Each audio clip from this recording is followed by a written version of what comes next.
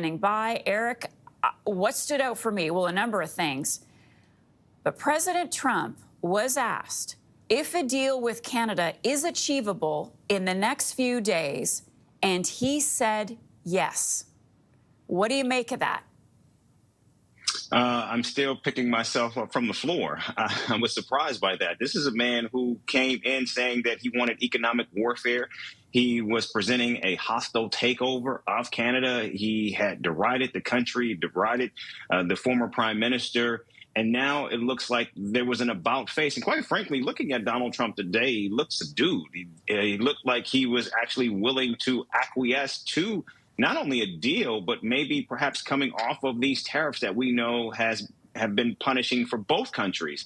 And I think this is an about face. And now I think it's all about the details. But what we heard from the president certainly will be a signal to his negotiating team to actually get something done. The question becomes, how beneficial will this be for Canada and for the prime minister if, in fact, at least a framework of a deal is actually announced at this summit?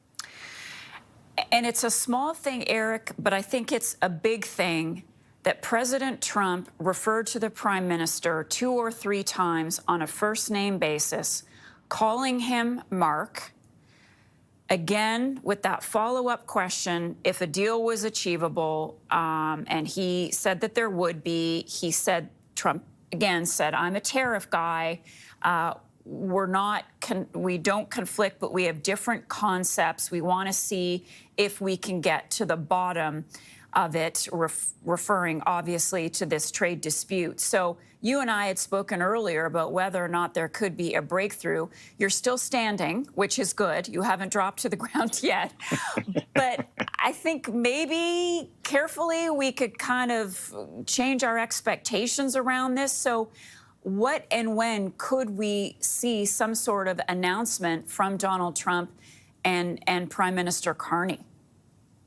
Well, I think that's still unclear. But what we know at least is that Carney has a number of tools in this toolkit that he can now use in this framework. We know that he has put the issue of the Golden Dome on the table. We know he's put this issue of increased spending on the table. And so these are things that are certainly carrots or deliverables that the President Trump can certainly get behind. And so I think there is room for growth. I think there's room for movement. The question is, can they actually get something or at least a framework in place? But also, too, does that actually move the president away from this idea of making Canada a state? Does he now begin to see Canada as an equal? And again, does this now make the United States and Canada partners? We know that there's still the USMCA, which is a binding agreement that all countries are adhering to. But again, I think there's a lot there.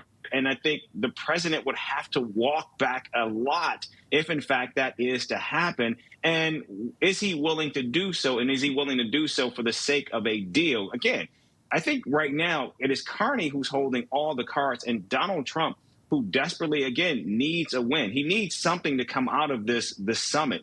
Not only a possible deal with Canada, but with other countries that are sitting there waiting for those bilaterals. And with the ongoing wars in Europe and now the Middle East, the president talks about being a top negotiator. We just have not seen that from him, and he's going to need this. And I think this is low-hanging fruit to actually get something with Canada.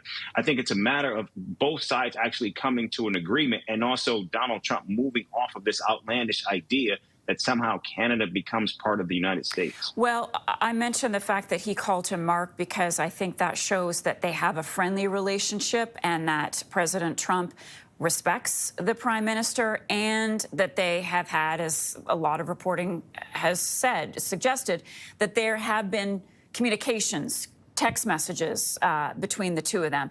Lastly, I want to ask you about, because this is obviously a big story as the international media is here in Canada, where President Trump stands on the conflict, the emerging conflict now between Iran and Israel. And he still believes, President Trump said that Iran still wants to talk. That's what he thinks. What did you make of that?